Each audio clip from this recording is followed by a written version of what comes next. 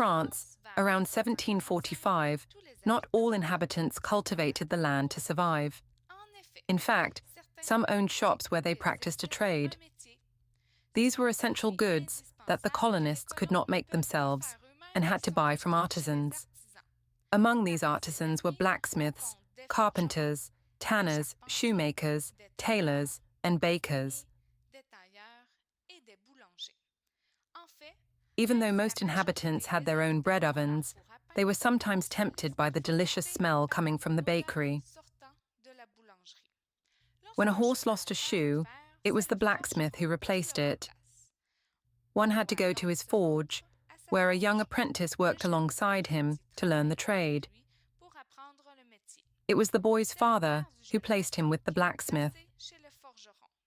Once the young man was ready, he would leave his master and practice the trade on his own. If someone wanted a beautiful wooden chest, the carpenter or his journeyman would craft it. The finest furs that were trapped would be processed by the tanner, who treated them with tannin, a substance found in oak bark and other plants, to turn them into leather. Once tanned, the shoemaker could make fine boots for the winter.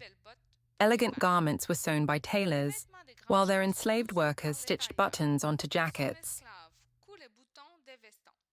In everyday life, it was usually women who made the daily clothing for the entire family. Many trades existed in the region. However, watchmakers and jewelers rarely traveled to the countryside, as only the wealthy could afford luxury items.